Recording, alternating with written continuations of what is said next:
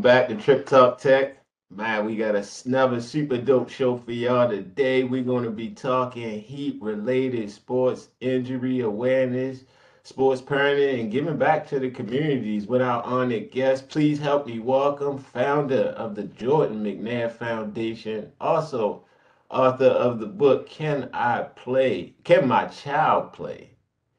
Marty McNair, man, welcome to the show. Hey, welcome. Thank you, Brad. Thank you for having me. Thank you for having me. Hey Thank man, you for no having me. problem, no problem, man. At Trip Talk Tech, we love this show. Love to the ones that are just disruptors in our community and also just giving back and helping our community for the better. And I think when I was checking you out, man, you met all of those criteria. One from the Jordan McNair Foundation, obviously.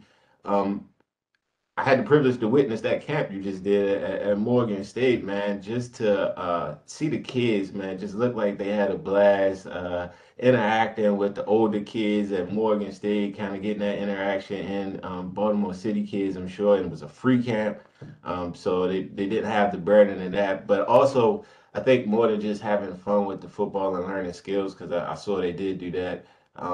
Just the message, the message that they can say, hey, look, I am a little hot, I am a little tired. Let me take this one off. I think that message got through at the end when I saw the kids, man. So just shout out to you for that. And this is the tireless work. I see you. I've been doing some reading on just trying to get some laws changed for the kids and getting that awareness out and just collegiate level, high school level, and hopefully get it out to the rec level, man. So salute to you in the book. Thank You give the parents you. something to take home. If you can't Yeah, make it man. here, Thank there, you. take the Thank book you. with you, right? So Thank just you. salute to you, brother, and just Thank thank you. you for that work, man. Yeah, thank you, man. And Keith, by the way, you know what? The interesting thing, man, we have legislation, safety legislation, literally, which a lot of people don't know, literally from the AAU level up to the collegiate level. So we definitely have something with that was one of the first laws we got passed regarding our partnership with Parks and Recreation back in 2019. Um, City Council President Brandon Scott at the time, worked with us on getting that law passed, man. And basically, that was for student athlete safety. That any teams that play at any parks and recreation facilities, man, there is a law that protects your student athletes in regards to the type of training coaches, new coaches, especially the type of safety equipment they have in place. So yeah, man, we pretty much have a pretty deep template of legislation, man. To get four laws passed in 4 years, man, is almost unheard of. But it's a really good template to take into other states to really make an impact around this, man, for sure. Now that would be. I was going to ask you that off of that. Obviously that was for Maryland. We talked Brandon Scott and Baltimore, but is that a vision? And we'll get that into the question. But is Sure. that kind of the vision to Oh take yeah, this? yeah, yeah, yeah, yeah, yeah, Definitely, yeah, yeah. State of definitely. Maryland, man. I mean, they've literally been. Even due to even though it started as an unfortunate scenario, I'm just glad that our organization really saw the big picture, man, and we really saw the big picture to really not just leave it here, but the main. This is all about prevention, and man, it's been an organic process for us, and the main goal is, I tell legislators, and I tell anybody that are listening, but especially legislators, last thing we need is another bill in the dead child's name, especially from something that was preventable. That's So true. again, let's take these laws and just, hey, we're telling you what's going to happen if you're not if you're not preventatively prepared. So the main goal is let's try to get to the stage where it hasn't happened yet. So Yeah, therefore, we don't give it an opportunity to happen because you put the right laws in place. to protect us. Exactly. Yep. My man, my man. Man, look, let's get right in. And like you said, what you guys are doing, I mean, you're doing some law breaking and legendary things that are not breaking but changing Mhm. for the future. But the Jordan McNair Foundation itself, can you explain to our audience, like you said, what's your big picture? What's your essence? The ones that might not be down with your purpose and your mission. Yeah, man. So, really, it all started. Obviously, Jordan had a heat stroke very first day of practice, University of Maryland. He was a sophomore. Had a heat stroke, and we went literally from a healthy kid Tuesday morning. But let me back up because really, the last time I talked to Jordan was May 28th of 2018. Practice started May 29th. And basically it was the typical, father son college athlete conversation. I know practice starts tomorrow. I'll talk to you later in the week. Love you. And I always used to tell him, and I hope I don't offend any listeners, but that fatherly love, and it was always like always wear protection. I Yeah. always that was the end of every conversation. I love you. Make sure you wear protection. I was Hey, especially where you at, man. exactly, and that was the typical. That was always it. Like that's how I always ended our conversations. And then the following day, we got a call, and it was basically, my conversation when Jordan got injured, when we got to the hospital was, "Hey, son, if you can hear me, squeeze my finger. Hey, son, if you can hear us, blink your eyes." And man, we literally went from a healthy kid Tuesday morning to an emergency liver transplant Friday morning, with him literally being within hours of his life because his liver was 85% necrosis, right? For those who don't know necrosis, his liver was 85% dead. And my head is spinning because it's like, well, wait a minute, what happened from Tuesday morning to Friday morning? This wasn't even a good 72 hours where this type of damage could have happened. And at that point, we really started to educate. It was like a lot of sleepless nights while he was in the hospital fighting for his life, just in regards to heat-related injuries, um, um, all of the functions of the liver, and I mean, just like how long does a person live with a liver transplant, the life expectancy, and all that. So, man, literally, like I'd be up every night when I left the hospital, man, just researching what was going on with Jordan. So, obviously it was so much damage done. I didn't know anything about a heat related injury. I just thought I just knew heat stroke, but I didn't know what heat stroke really was or how tragic heat stroke could be, and or fatal to say the least. And man, basically, I just thought like every other parent or those that don't know, you just out in the sun too long, and all you really need is get some shade, and drink some water, and you'll cool down. Yeah, that's ideal for heat exhaustion, but I had no idea that, in layman's terms, I read that Jordan was in University of Maryland Hospital, shock trauma, and they had like a pamphlet on heat stroke. And basically what they said was the pamphlet read that I understood was when your core body temperature goes above 104 degrees, that's really the equivalent of your body being in a microwave oven. Everything starts to cook. And you literally have this time frame of this window really to cool the core body temperature down, by whether just from a lot of different modalities. But at that time, heat a cold water tub could have saved his life, and if they had acted quick enough in that 30-minute window. Unfortunately, it took a lot longer that day because I think that people, the staff at that time, probably never really recognized it, may have never experienced it, and it always boils down to were they prepared? And at that day, they just really weren't prepared. Murphy's law was in full effect. Anything that could have went wrong did go wrong. Yeah. And I'm just glad that I'm glad that it was me, not Jordan, but I'm glad that it was me to really pick up the advocacy baton and really run with it, from a national perspective. And it was just kind of like, man, people tell me all the time, like, oh, you're a great public speaker and all these types of things. But I'm gonna tell you, Keith, man, like I was all everything I did for Jordan.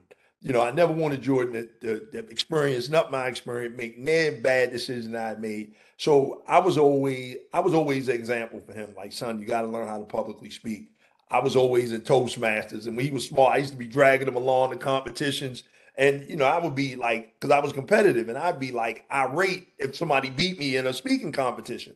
But I Hmm. really start really kind of prepping myself more so for him. I never thought I'd use any of this stuff, to be honest with you.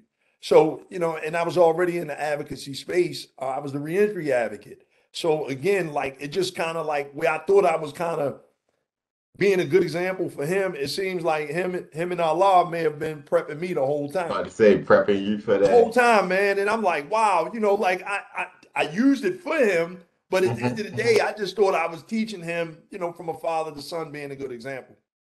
And didn't even know Didn't you even were know just it, man. chipping So blocks at what exactly. was your So purpose. I didn't. I walked right into it, man. It's just turned out to be an unfortunate situation, but Understood. it just was one of those things, man. Like my toolbox is what we have right now, this is what's guaranteed. Me and you talking right here, this is guaranteed. Right Both of now. us can Yep. walk out our doors and, you know, hey, somebody run a red light and that's it. So, Ain't yeah. none of this. So at the end of the day, you know, 19 years that Jordan had, man, I mean, that was guaranteed. I didn't know if I was going to get 20. I mean, I would love to get, you know, Whatever. all of Yeah. that out of them. But again, you just don't really know these things in a sense. So, with all that being said, man, you know, I kept thinking, Tanya and Jordan's mom, while he was in the hospital, like, wait a minute, if we don't know these things, how many other parents in America, student athletes, don't know these things? And man, this is prior to any type of um, statistics, any type of, we have no knowledge of how many, that this was a common injury that happens all the time at that time, totally oblivious to the amount of college student athletes that had died in the NCAA, linemen prior to Jordan. Jordan was like 31, the 31st player, and I'm not 1,000% accurate, but he may have been the 31st player from heat exhaustion or a heat-related injury since the year 2000. He fell into predictable statistics, like we were predicted to lose 2 to 3 kids every year from heat stroke. And that's acceptable, right? We're looking at that as okay, that's cool if we use three to Exactly. This is yeah, predictable statistics. no. Exactly. So, man, like I had no idea about none of that. So, our goal really was like, man, you know, I think when Jordan passed, you know, we were at the day before he passed, he became brain dead, and we left the hospital, man. And we got a big family. I'm an only child, but Tanya's family, you know, is my family. So, you know, we got a big, loving village. Mhm. And those of us who were at the hospital, after we left the hospital that next day, that day before they disconnected him from life support, you know, a sense of calm had just came over us. And, you know, we went, got something to eat. All of us walked up the street to a restaurant from the hospital, man, and just shared stories of Jordan, the whole nine. So, you know, of course, you go through the emotional disconnection of losing someone, especially, you know, he was either the favorite I'm sorry, he was either the favorite big cousin, little cousin, because I again, he got got a lot of cousins. So he was right there in the mix with, you know, he had a everybody. position. So everybody genuinely felt that. And I think from a nationwide perspective, um, you know, everybody felt like this could be our kid. This could be Yeah, I'm about to anybody. Yeah, say. I mean, anybody's kid, teammate, Yeah, brother, that's tough, big man. bro. You know what I mean? Like everybody related to this, you know. And it's unfortunate when young people pass, man. I mean, like Yeah, as a parent, definitely. you It's feel tough. it because you know most people say, like, you know, I can't even imagine that happening to my child because that's usually our Exactly. most precious resource. But so that's how this kind of came about. We kept asking ourselves, like, if we didn't know these things, how many other parents don't know these things? And I tell people all the time, like, you know, you just said the name of my book is Can My Child Play? And then I really, you know, it's unfortunate. My question didn't start until the name of the book is Can My Child Play? The questions we should have asked, right? That's in parentheses. And man, I started asking questions when I walked into the ER. See, I wasn't asking questions when Jordan was Understand. coaching and was sitting at our table 3 days before signing day. You know, I asked the same questions I've been asking. Can he play and why isn't he playing? That's it. And that's as parents, those only two questions we ask.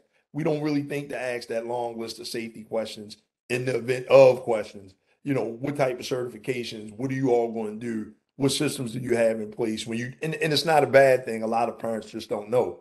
I wanted to say, and I think that's what the effort that you're doing. I mean, again, we're trying to do something with sports parenting, the same thing. Where it's like there's so many things you learn going on that division run role or Right. whatever role they end up at the next level. And like you said, until I even ran into to your organization and your effort, I would never think to worry about that stuff. Again, I'm worried about what's your vision for my kid? You know, is he going to play by the time he's a junior? You know? My point. See my point, and I that's the get it. thing, and that's normal, man, because we just kind of like assume that you know That's good. for whatever false security that we may have. But I tell people all the time, man, we call our educational sessions "Can My Child Play?" educational sessions, man, or "Can My Child Play?" parent training. And then I tell parents, you know, when you leave out, especially the other day at Morgan, that was a great turnout. Yeah, it I was. told everybody in the room that when you go out and look on the field gonna look different. Because see, before, like me, and bro, this was the crazy thing. Jordan was 6'5", 300 plus pounds, size 16 shoe. He was a lineman's lineman. Keith, Yeah. there was nowhere that we hadn't gone, near combine that we hadn't participated in, night That they were annoying y'all. UA, right? And the crazy thing about it, you know what was always consistent? All I ever did was sit in the stands and look. Nobody, now, I'm not saying that they didn't have any safety equipment, but nobody ever pointed it out. So when I look back at it, barely, nobody never engaged with parents. And it's like, I feel like this. Whenever I can get more than three parents in the room, it's something to say. More than you can get when you can get a crowd of parents in the stands. It's something to say. It's a better use of time to educate them on what to look for, what questions to ask. Because man, in the event of, man, I mean, like I say, any of them times that, me and Jordan or parents at any type of these clinics or camps like we did the other day, man, I mean, the average person don't know what to look for. But once you come through our training, that little hour training, 45 minutes, and when I'm finished with you, now you looking like, oh, Now you okay. like pink, pink, pink. Oh, Yeah, they don't have exactly. one. Exactly. And that's really the main goal of what we do. Like That's just up. let's educate parents. Kids, man, kids is the easy part. Kids came to have fun. Yeah, Look, yeah, come out yeah. and have fun this day. The guys at Morgan, I mean, the Morgan State Bears, them guys did an excellent job, man, engaging the kids the whole nine, man. So, but at the end of the day, from a parent's perspective, it's up to parents because even at that age that we did the clinic, man, I tell people all the time, look, when Jordan went down or when he was in the hospital, of course, I'm his father. So of course I'm gonna say it was my fault. Everything happened is my fault because I should have prepared him better. But Sean, I mean, Keith, all that I could only prepare him for what I knew. But you know, bro. That's Hey, it. And exactly. bro, when I tell you, I mean, like I beat myself up, man. Like, I'm sure you did. I'm sure you did. boy, You're a like, dad. my You're man, a dad. bro, I told Jordan, I told Jordan what everything I knew. I couldn't teach him what I didn't know, and it was like always stand up for himself, always defend himself, never be a follower, always be a leader, make good decisions, son, observe the room. Like this is where I come from. So, I'm like, this was the total opposite of what I was. So of course I wanted him to be better than me. Hmm. But, I think the main thing that I think I could have taught him, and that's why like that age group that we had the other day, is to parents plant that seed of self-advocacy now. Plant that Yep. seed of listening to your body now. Yeah. Yeah. Plant that seed of, advocating not only self-advocacy, but advocacy for others. Because if they see something and it don't look right that's being done to a teammate, ain't but a matter of time before it can shift your way. Speak up on it. But you got to teach those things while they're young, because by the time The impression you at going the is you at the over. next level, you drinking the Kool-Aid. Hey, if you want to get You in, you drinking the better you Kool-Aid. better go 20 more. All right, cool. Exactly I right. already You know. better go right, or you are And it's funny by the that time led they us start. right. You look, man, you must be on my paper. You led right to my next question. You know, again, you had that recent camp, and like you said, I thought it was a huge success. I did see Yeah, that, and it's funny you just said, I think of myself at these camps and all of these events. You're focused on your kid, but then it's all these off periods, right? They going from a drill, and you're chilling and nothing. But I did see you perusing the crowd and getting everybody's exactly. attention in that moment. Right, And it's right, like, hey, you see the parents bobbing their head, and yeah, I didn't exactly. think of that. Now they're starting to look around. So Mhm. I guess based on your foundational goals of the camp that you had planned, do you feel like it was a success Saturday, and do you feel like your message got across? Yeah, man. So let me tell you, that was our third camp in 4 years, right, since Okay. Jordan passed. Uh, the very first year we did the camp, Keith, that's where I was always at, like parent education, parent education, parent education. And the very first clinic, Jordan went to McDonough, so of course we did it at McDonough. June, a year from the day he passed in 2019. University of Maryland football players came down, Coach Locks came down, man, and we had kids. It rained that day, so we had the kids in the gym, and McDonough, got a lot of resources there, so we had all the parents upstairs doing the training, right? So that was where it kind of started. But technically, that was just that was such a somber day for us that we just wanted to kind of take our minds off of that, man. And our litigation process was extremely, ooh, boy, it was a tough one. Okay. But the main goal was like that was the work that we started to do. So really, when you talk about, what are the main goals for Jordan McNair Foundation, man, really like we got the template. We're trying to do some stuff in another couple other states now. The goal for us really is to plant a flag in maybe like, 5 to 10 states within the next 5 years. Safety. I mean, a Jordan McNair flag where we got representation in each state, and that's really the main goal, man. Like, get some legislation passed. We partnering with some really big organizations that really kind of believe in what we do and player safety, especially parent education. I mean, that's significant. So really, like, man, I try to tell my team, um, long as we do more next year than we did this year, we're making incremental process. We're making huge strides. We did more this year than we did last year. Like we were busier this year. I think next year I probably had to bring on probably 3, 4 more, team members because, hey, look, I would love to be in 10 places at one time, but the organization can be, but now, like this is the type of spread that we're putting out now. I mean, and I think really next year should be beyond successful. It's usually our peak seasons usually are probably April through the end of August or April through, the end of August like it is now. Because man, since I've seen you, Keith, literally, man, we were in Virginia Sunday at Virginia Union, Mhm. right? Then yesterday we were out in Falston at Falston High School High doing school. so we were at so this is the thing, we went from parent Morgan, education. Baltimore. Yeah, bro. So like, man, we went to parent and young student athlete education Saturday. Then Sunday, I'm in a room at a HBCU talking to 105 African American or 105 brothers that play on the football team. So it's and then now here I'm in Harford County at Falston Monday talking to a rural high school out here with over 347 student athletes.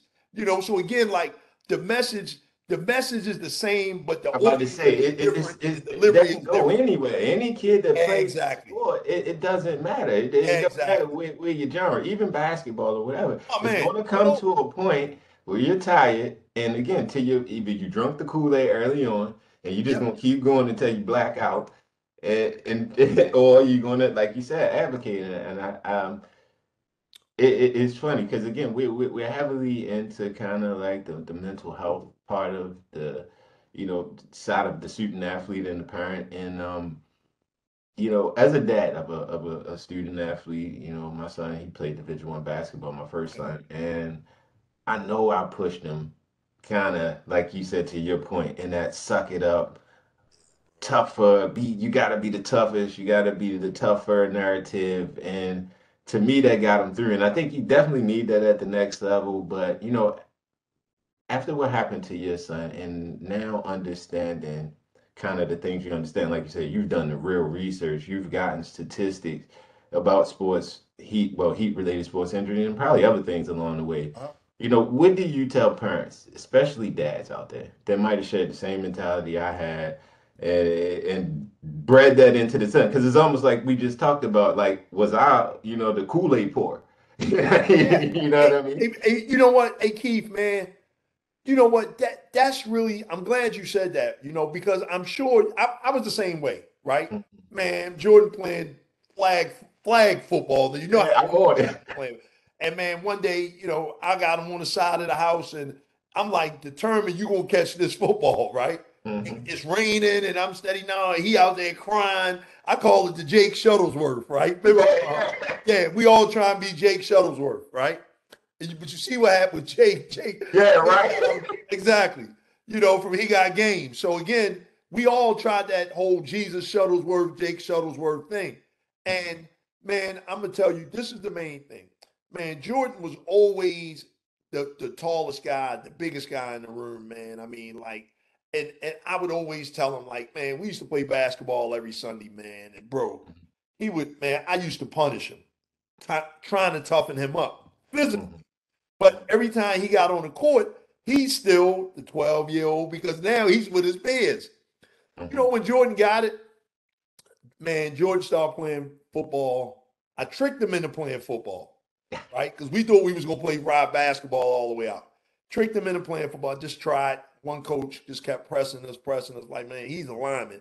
He's a lineman. So, and I'm like, no, he's a basketball player. Like he a dunk on you, baby Shaq. Exactly. That's what they used to call him, Baby Shaq. I And know. man, I wound up the coach, Coach Bill Rogers was at Gilman at the time. He turned us on to Hamilton Tigers, where a big man could be a big man. So Jordan wasn't the biggest guy on the field, but what happened with Jordan, he had basketball feet, so he was quick. That went in his favor, and he just caught on to the game. He ain't know nothing really about football, but man, let me tell you, when Jordan caught it.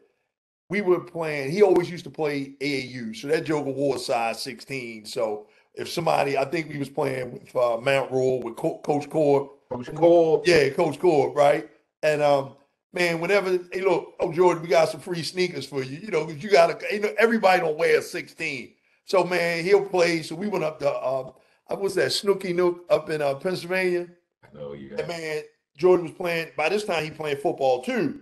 So man, a guy keep talking trash to him or playing a team out of Jersey, and man, the kid looked like he was a little old, just trying to get in his head. And man, Jordan caught the kid caught a fast break. Man, Jordan caught him. I mean, on the break and like gave him a Detroit Pistons foul, right? Then when the kid stepped up like he ready to fight, Jordan like, come on. I'm like, yes, yes, yes, yes. But the crazy thing about it, bro, I'm sitting next to the kid's parents in the stands. They crying foul. It was, I mean, and it's like, again, you ain't see what your son was doing. Everybody saw it. So when I stepped to the side, man, it was just one of them types of things. But I finally was like, bro, I had tears in my eyes. I'm like, finally he got it. Not when I wanted him to get it. He got it when he wanted to get it, when it clicked in his head. And he was like, yeah, come on with it. And I'm like, way to go, son. You know what I mean? But again, I think as fathers, so what do I tell fathers? Yeah. Just keep them involved, man. Just keep them involved. That's our job. Agreed. Keep them engaged. All of that, don't cry, suck it up, blah, blah. All that's, I mean, that's great. But listen to your son, man, and listen to your kids, man. And guess what? Don't expedite the process. I told parents that the other day. Guess what, man? Yeah, at 12 years old, ain't nobody getting those scholarships at 12. So you still people don't get a lot of those ranking services are there for money, man. They want y'all parents to be competing. Man, you ain't get. Hey, guess what, man? If you 12, you probably what, the 5th or 6th grade? Yeah. You still got 6, 7 more years to go. You got Body ain't nothing mature you to can do to expedite that process, man. Guess what? The letters ain't. You right on that. The letters don't even matter until we get to the 11th grade, his junior year. Exactly. So at the end of the day, oh man, my son going to the next level. Let's see how, unless he's already 6 feet plus, yeah, and he's 12 like Jordan was. Yeah, at 30, he was 6 feet when he was 12. So again, he could only go up from there, man. But I just think as fathers, dads, listen, man, just take it easy. Take it easy. You cannot expedite the process, man. You can't, no matter how hard you yell or how many push-ups you make them do.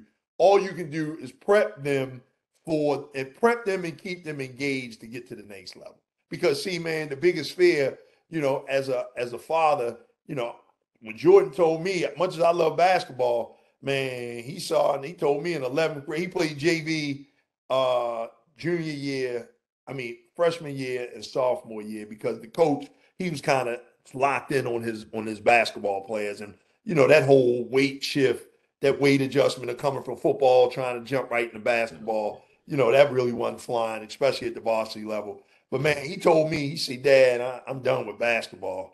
And I'm like, I grabbed my heart, like, what you mean? Like, man, I already see I'm getting too much. I can really, excel in football. And I'm like, why don't you play one more year? He was like, nah, I'm done. So, and man, and I as a father, listen to this, dads. If you get too hard on them, man, look, they may get to a point where they be like, you know what? I ain't even playing. Doing nothing. I ain't doing nothing. That's the spite dad. That's the spite you. And man, that's a terrible feeling. That's a terrible You tell the feeling. truth. Hey, look, you tell the truth. Yeah, man. Hey, look, man, that's a terrible feeling. A father don't want to feel that. Because, man, I'm going to snatch your heart out. They'll push back and be like, man, you know what? Later for these sports, man, I'm done. And you like, so, I think that we got to kind of teeter the line. But the main thing is, I think that as a parent, we should just teach them to advocate for themselves, man. And that's really as a father. My goal for Jordan was this, bro. Whether he went to the NFL, whatever, it was my job to support whatever he wanted to do. You know, if he didn't want to go, cool. As long as you get the degree, son, that's all that matters. We didn't really won. We got a free education at a private school and high school. You got a free ride into college, bro. I mean, that's value right there. That's Yeah, yeah. almost a half a mil right there. You know what I mean? Look, So you starting out with credit, not debt. There you go. exactly, exactly. And if You know what I we mean? taken this opportunity and made it work in your favor, man, nowadays the average kid, man, you know, if they got some patience, man, you can get a master's degree within damn near 4.5 years, man. Then bust a move to go to the next level if you play it What you right. gotta do. Yeah, Exactly. exactly. Yeah. And they gotta be patient, like you said. Oh yeah, man. Stand on, Yeah. stand on that topic of mental health Oh yep, yep. and wellness. No, no, you great. Um, the University of Maryland, I think I was when I was doing the research, they came out and eventually assumed the responsibility, like, hey, they weren't prepared, and start making different steps, to try to correct things in the future. Now, again, like you were saying earlier, as a dad, I'm sure when it first happened, you probably took a lot on, like, man, a bunch, but when they came out with that, and then just the coach himself, again, his mentality, that go hard, and everybody kind of knew this coach was about that back then. Um, can you let our audience know how important in the process for you forgiveness was? Because I'm sure that's if it even isn't in play. I'm sure that's a tough one. People would think that sometimes we can eat these things, and it's just like, how is it to kind of forgive and move on or use forgiveness? Uh, yeah. Hey, bro, that might be one of the best questions I've heard this year, man. I appreciate it. Um, well, I'm so like you say, everybody knew what type of coach this was except us. Okay. You know, And let me correct that. We didn't know until after the fact because, exactly again, it right, started coming exactly. out. I don't want to make You it know, seem like this guy had a track record that we. I think the so what happened. You know, again, and let me start off by saying this. You know, one of the things I realized early on, just due to my own investment in self development, Mhm. me being angry, me being mad, me being vibrating at a low vibration, bro, ain't gonna change and ain't, none of that's gonna bring my man back, right? So what I decided, and that's why my grief early on went into the foundation. That's why we were able to do so much because that was my grief process. I was just working, working, working, working, working, working, working. That's why when you looked up, it was like, damn, we've accomplished all these great things in regards to the advocacy aspect. Man, it was hard because early on, man, that's the hardest chess game I ever had to play mentally. Or that was the most emotional maturity that I ever had to uh, present. Because the main thing is, man, you as a parent, you want to blame somebody. You're going to blame somebody, but you want to get all the facts. And that's what we don't do. The media, bro, they'll run off our sensationalism. Luckily, I had a really good legal team, man, where, it was or we had a really good legal team. And it was just like, the best advice they could have gave us early on was no comment, right? Everything was no comment because, really keep in mind, Keith, we didn't speak publicly for the first 63 days. Okay. Okay. 63 days later, bro. And So the thing people were is, probably hitting you up oh crazy. man, nonstop. Everybody. And it was just no comment, and our story had garnered so much national attention that we even had to tell family members, don't say nothing. Don't share your opinions, don't do anything. Because what the media does, man, and the interesting thing, so many kids die across the nation Mhm. that, we lost a kid last week on I think August the 2nd in Mississippi. Man, kids die across the nation, but they die in geographical areas that we don't, not that we haven't heard of, but it's not, we ain't watching the news in West Texas. We aren't watching the news in Arkansas. We're not watching the news in all these different places where these young people are passing from heat related injuries So therefore, it makes the local news, but it don't make national news. And what the media does, the media come right in and they'll put that camera right in your face. And when you're emotional, and you're Yeah, you liable to say say it. anything, And then I think at that time they know who the person is at that point, who the opponent or who the op is. Like, okay, everybody's looking like, oh, okay, we can get him this amount of money because we already see him. But I think the power really came from not saying anything and getting all the facts. So man, like, but early on, man, I had to look at a coach that we entrusted our kid to. And man, this cat just got this smug face. But when you look at integrity and you look at, the type of upbringings we may have coming out of inner cities and where we grew up at in the age range, or just our experiences give us more different levels of morals and decency and integrity, man. And a lot of us, I consider myself to be, the man that I say I am. And no matter what the situation was, I'm an old school guy. And even if the coach had told me, bro, Mr. McNair, man, you put your kid in my care, man, and we dropped the ball, man. You know what I mean? Now, look, as a man, I could have respected that. So when that wasn't done, and for a joker to keep coming around, it's like I really want to choke him out because you want to blame somebody, going to be to blame. Yeah, I feel it. Yeah. And with the forgiveness piece, never really got around to the head coach at all because that kind of went to the left. But it's interesting because the athletic trainer at that time, Wes Robinson, and we literally were together yesterday, man. Wes was doing the stuff out there on the field at Morgan Saturday. But Okay. man, Wes was the head athletic trainer on the field that day. And man, this is the thing. When you look at, you're going to get different versions of what really happened, right? Now, early on, you got an emotional teammates version of what happened, an emotional 19, 20-year-old kid of what happened. So it looks different to them, right? And then you may get once the investigation comes out, you're getting the redacted version of what happened. And then you got the media and all this. So it was really kind of hard to dissect what somebody was to blame. And then you're listening to what the kids thought they heard or what they heard the athletic trainer say. So not fast forward, when Jordan passed, West came in the viewing to view the body.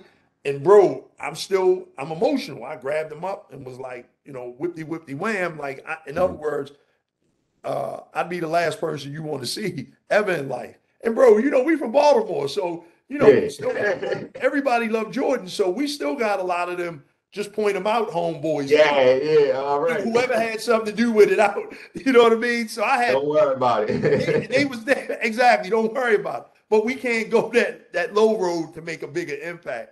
Mm. And man, as the time went on and the work that we did, and the more I got involved and looked at statistically and consistently what always happens in these deaths across the nation, like what's the common denominator? It's lack of an emergency action plan or failure to practice an emergency action plan. So when Wes reached out to Tanya last year, man, very, very redemptive. And it was like, who am I to inflict our pain onto somebody else or let somebody else carry the weight or the responsibility of something that can never be undone? Because at the end of the day, how does this affect his family? How does this affect his kids? You know what I mean? So, man, at that time I had just probably last year I was had just uh, reverted to Islam, and man, hey, look, I don't I try to if I'm focused, I'm asking Allah to forgive me 5 times a day. Who am I not to forgive somebody, bro? You know what I mean? And that's the thing, man. A lot of us can hold on to whatever we hold on to, man, but we asking for forgiveness. So somebody can forgive. We're asking for in our faith or whoever we believe in to forgive us for our sins and man, previous, future, because we all human first. Who Yeah. am I not to do so?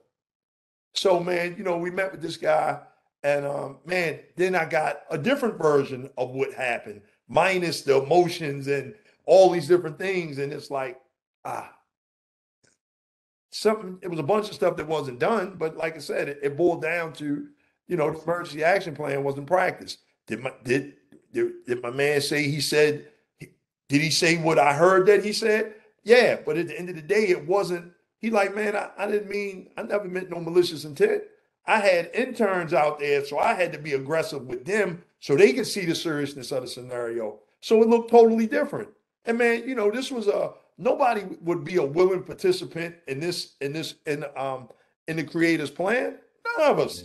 Yeah, If yeah, that was right. the case, Keith Jordan would be here, and I wouldn't be. I wouldn't be on this Yeah, you interview with switch you. that up. I So, get it. man, the forgiveness aspect, and I'm a firm believer. Forgiveness gives the person that's holding on to it freedom. So that gave me a freedom, man.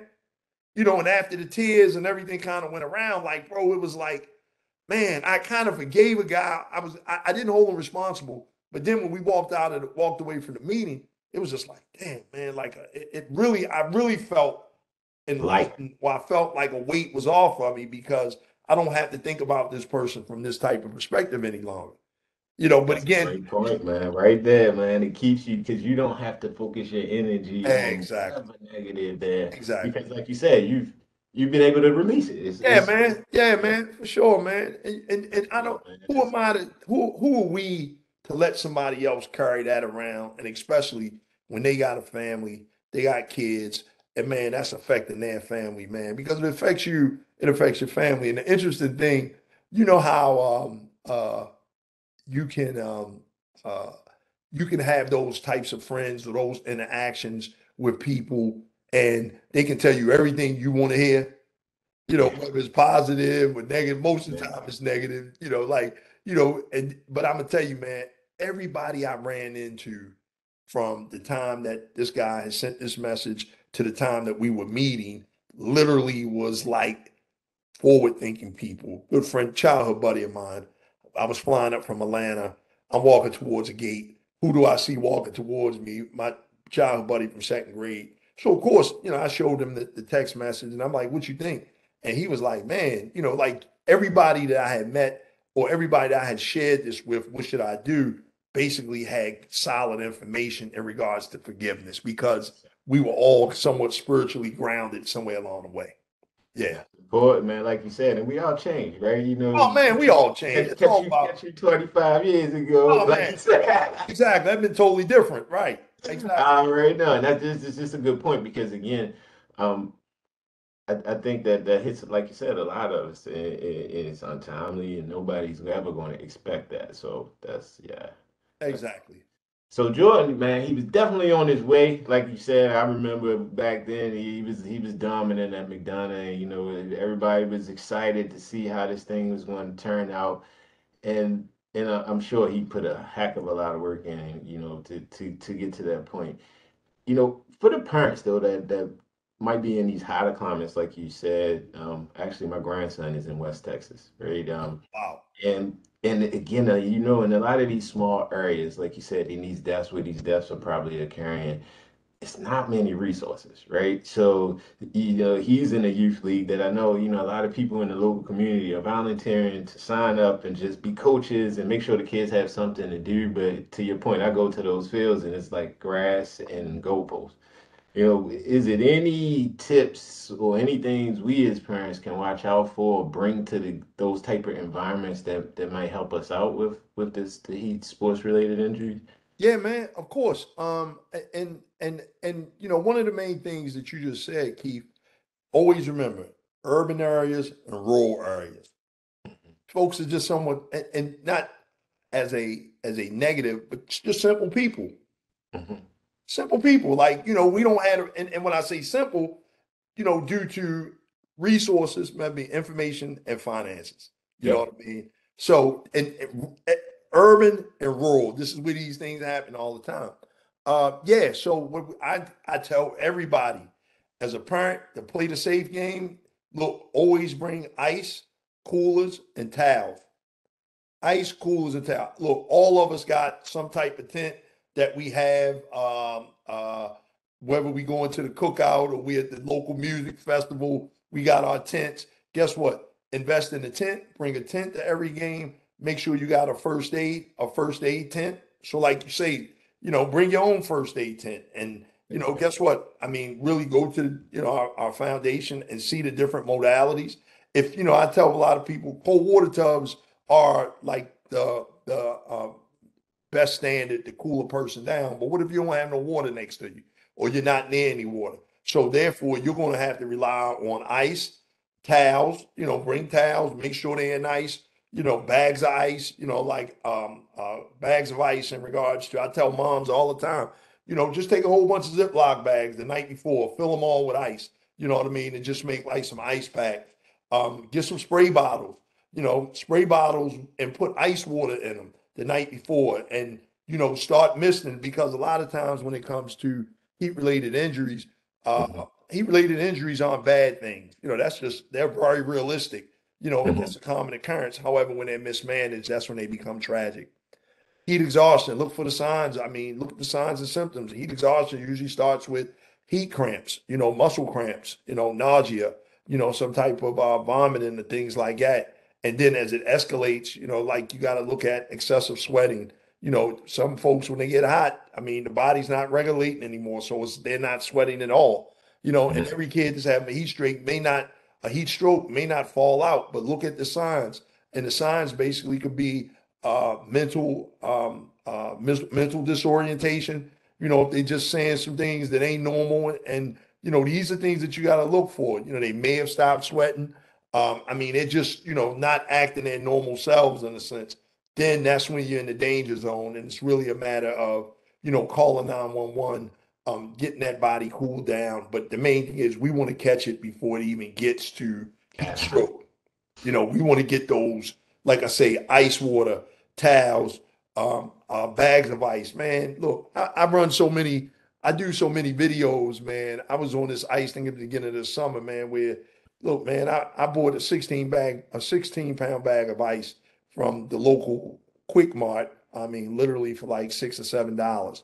Grab a couple of those when you stop to get them that Gatorade or that water en route to practice.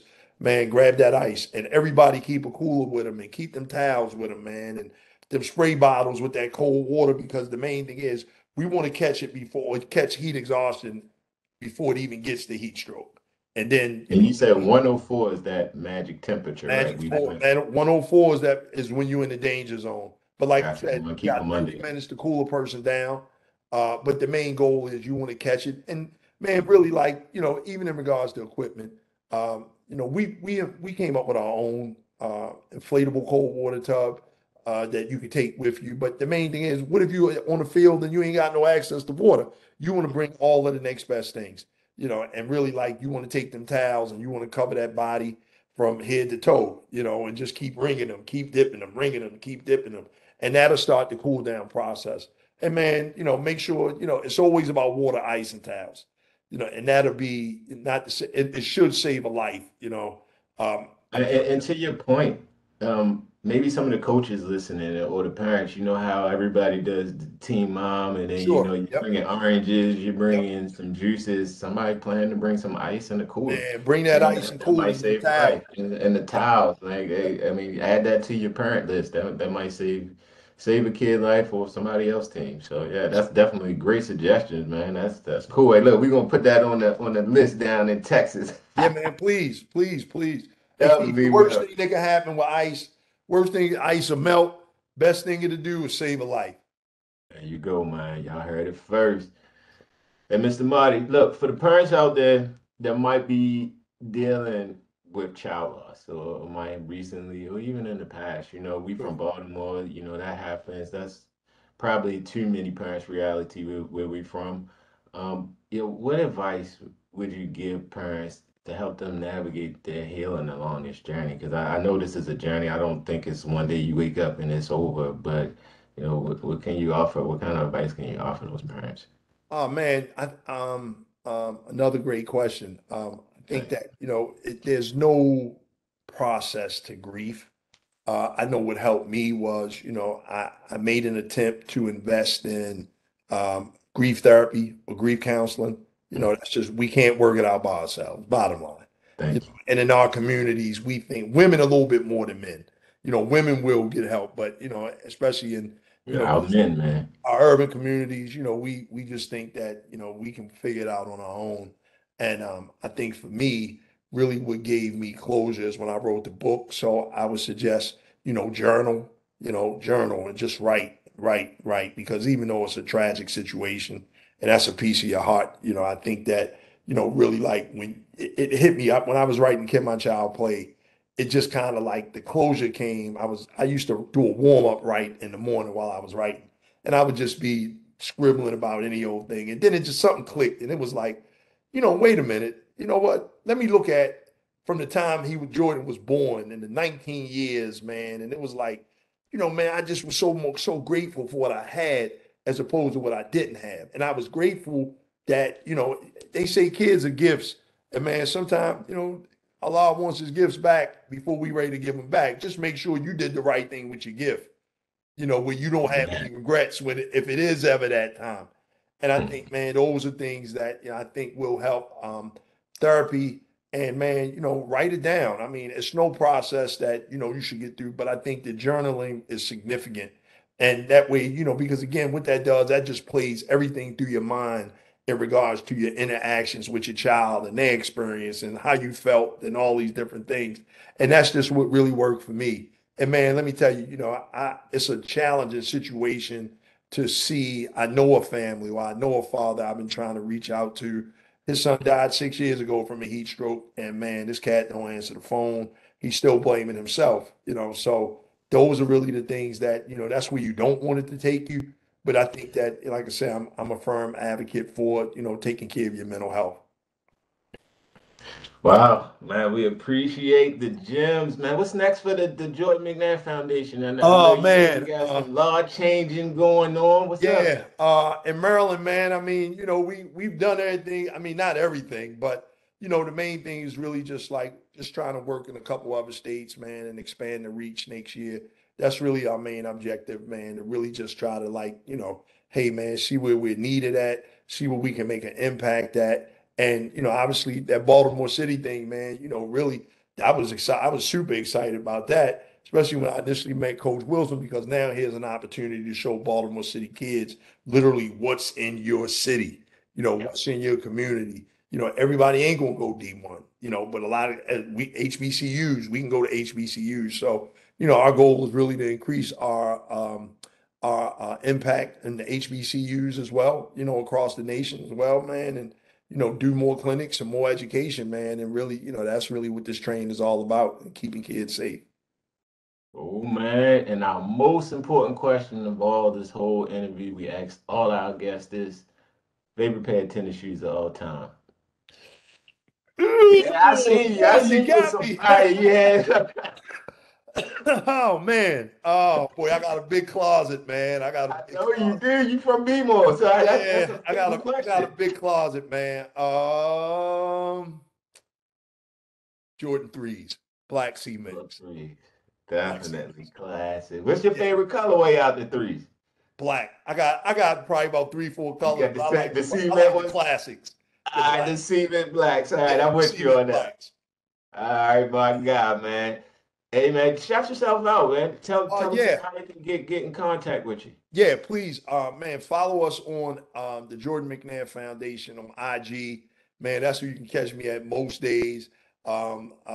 Please, but what we really need to do, we need to get more YouTube follows because all of our videos I upload on YouTube at the Jordan McNair Foundation channel on YouTube, Facebook, Twitter, JMF Foundation. So we post a lot on there. But Instagram is where I'm constantly running reels and shorts and all that type of stuff. So, and then, really, you can always get to us at the Jordan McNair Foundation.org. That's our website. And man, you can always get in contact with me via there. But DM me on IG. That's where we really making an impact. I think Facebook is getting kind of old for us. I just get better response on Instagram. I think they cut my TikTok page. I don't know if they did, but IG is solid. And look at some of the stuff. But I mean, really, our foundation page literally has everything that we're doing and it's updated. I mean, almost weekly in regards to all new events that we have. Cool, man. We'll also link it up. We'll probably have all of that stuff at the top of your head Yep, when we redo it. So, yep. And I appreciate your time today, Mr. McNair. Again, I appreciate the invite on Saturday. It was pretty dope to see. And man, just again, thank you for what you're doing in the community. And I wish you nothing but the most success with the Jordan McNair Foundation, man. My man, thank you, Keith. Hey, look, man, continued success to you. And thank you for this platform, man. It's definitely needed. Much I appreciated. appreciate it, man. It's TrippTalk Tech, y'all. My man. All right.